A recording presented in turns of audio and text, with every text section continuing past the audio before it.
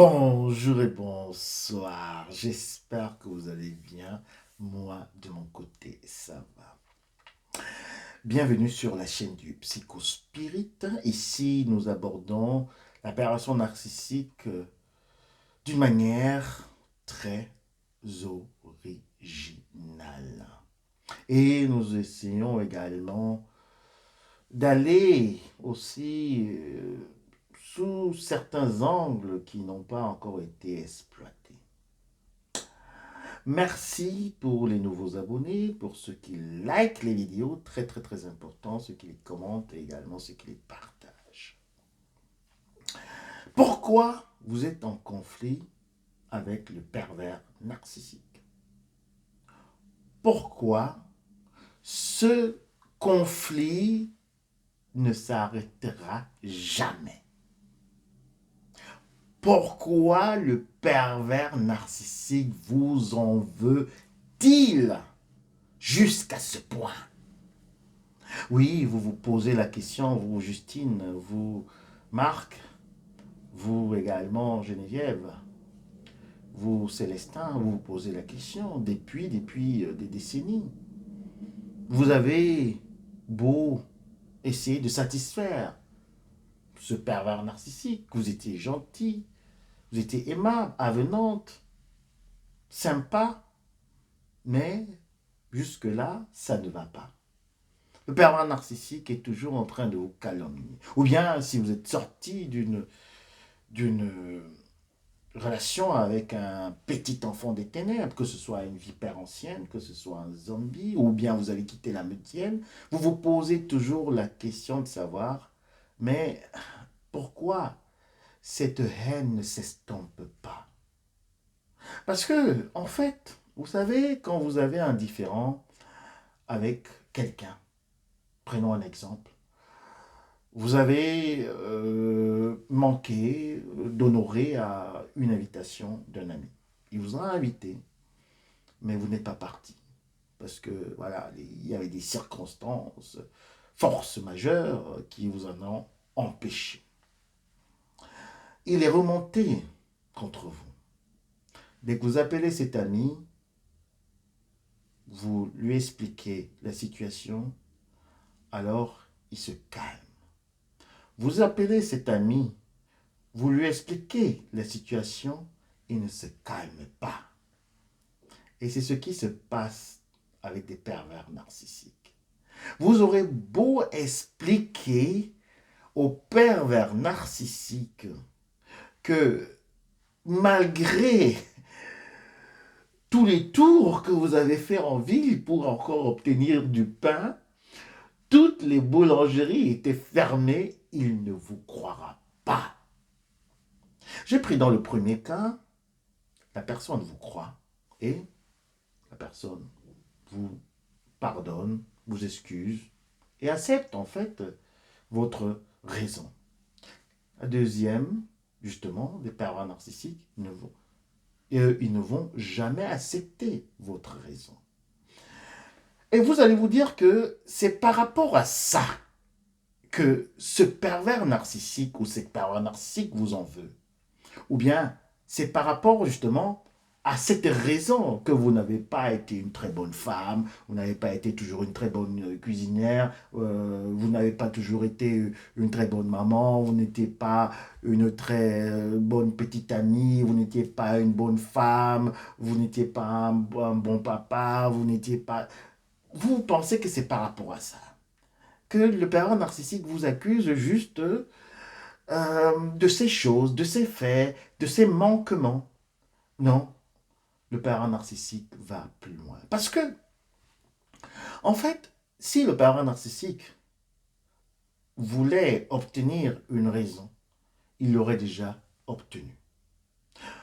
Vous avez manqué peut-être de dire bonjour à un de vos collègues pervers narcissiques.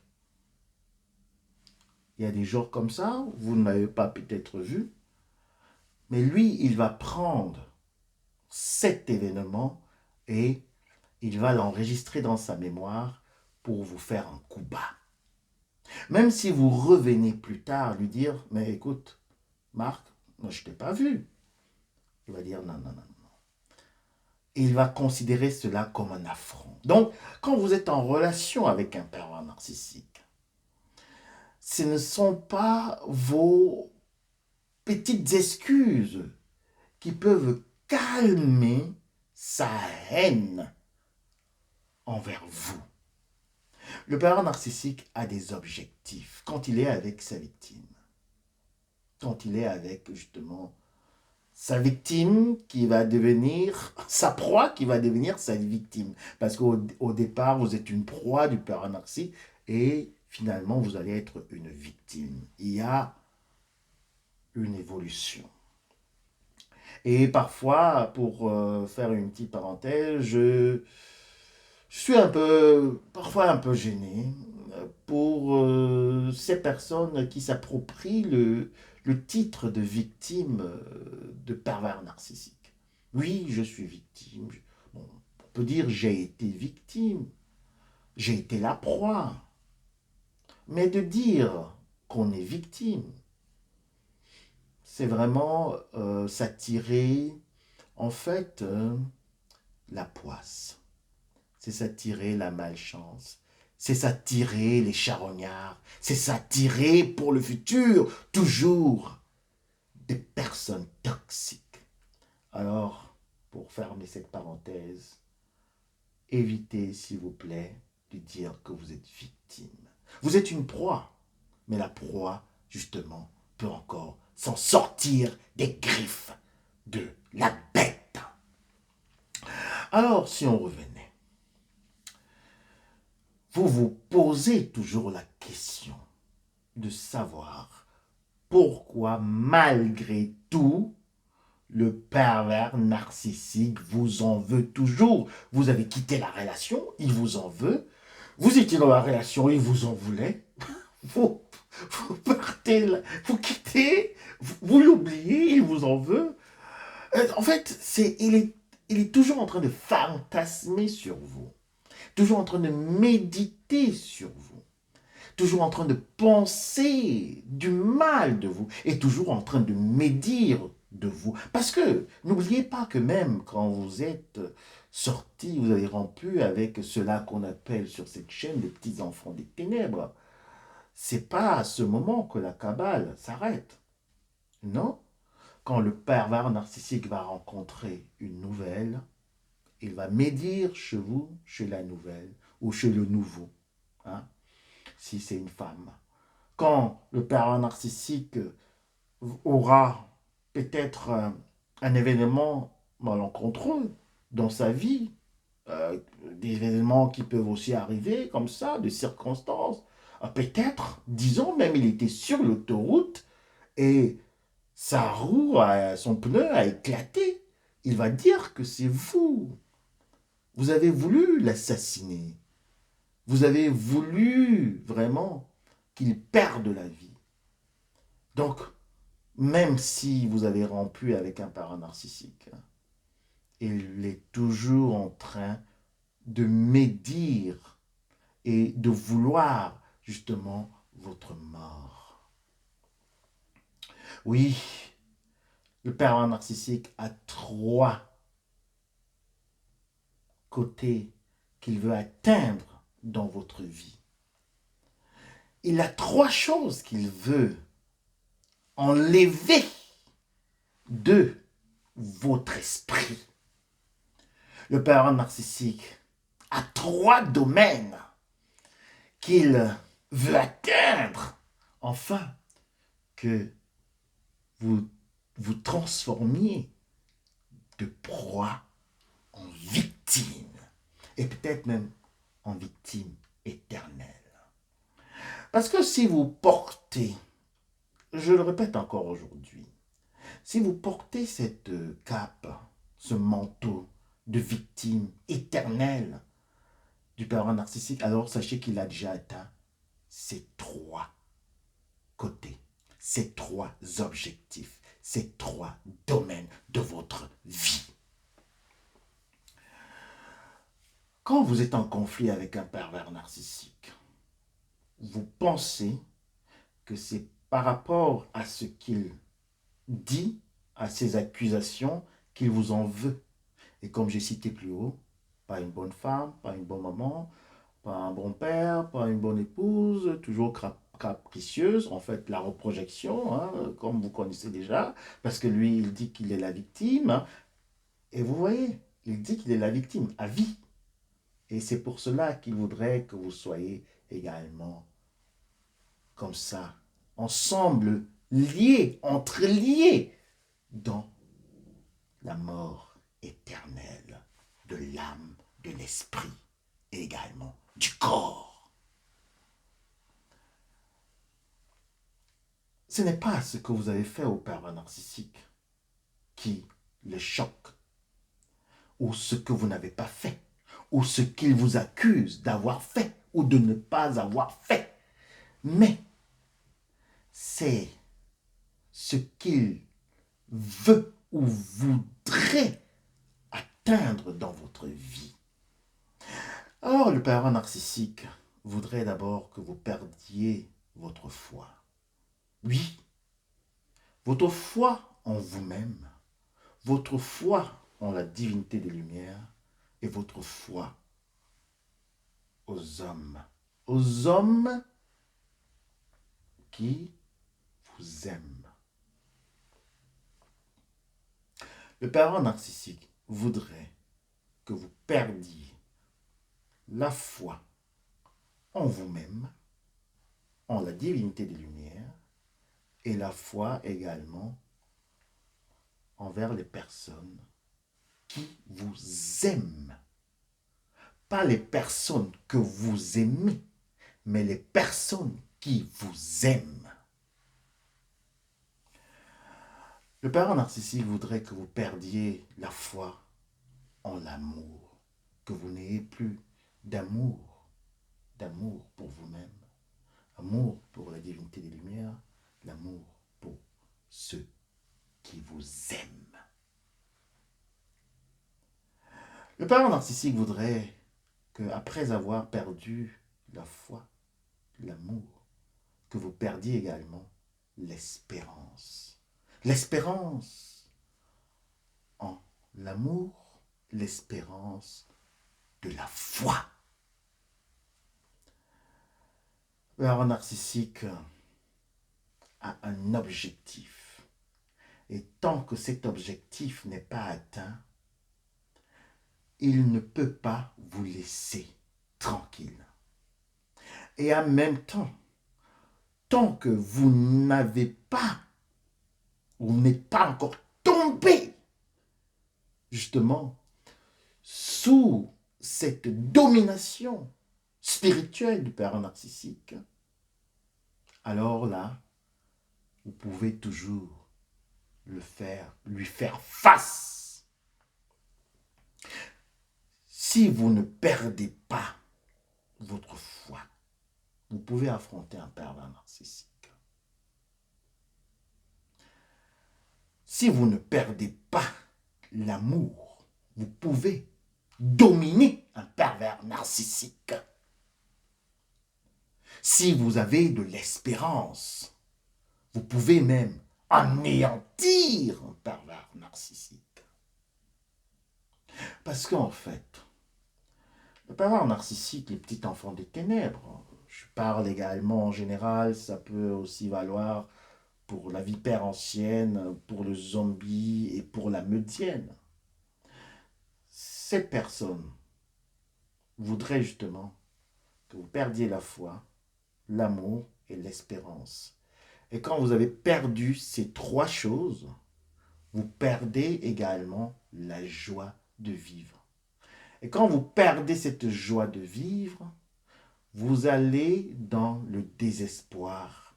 Et quand vous entrez dans le désespoir, vous êtes également dans les ténèbres. Et quand vous êtes dans les ténèbres, alors là, vous ne pouvez plus voir la foi, l'amour et l'espérance. Et vous êtes complètement désemparé. Vous êtes comme un petit enfant qui a perdu ses parents dans un magasin et qui est en train de crier. Qui crie, il n'y a pas de foi. Est-ce que les parents, je vais encore les voir? Ah, ces gens, est-ce qu'ils m'aiment? Et parce que même l'enfant, il a peur des étrangers. Est-ce que il y aura encore un peu d'amour pour moi? Oui, le pervers narcissique voudrait justement que vous sombriez dans les ténèbres parce que vous avez perdu ces trois choses. Et que quand vous êtes déjà dans les ténèbres, comme lui, associé avec lui, lui qui est un aveugle, qui peut voir plus dans les ténèbres que vous, alors il sait que vous êtes à sa merci. Parce que vous êtes également victime. Vous êtes victime comme lui, comme il est victime également de son donneur d'ordre. Parce que il sait que dans ce noir, dans ces ténèbres, il ne peut qu'attirer des personnes. Et après avoir fait son sale boulot, sa sale besogne, il pourra monter en grade. Mais il monte en grade pas dans la lumière, mais dans les ténèbres. Parce que dans ces ténèbres où il y a ces victimes,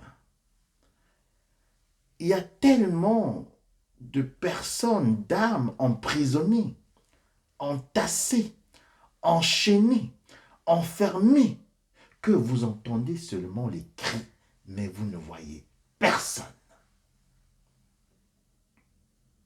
Vous entendez les cris, les pleurs, les lamentations dans les ténèbres, mais vous ne voyez personne.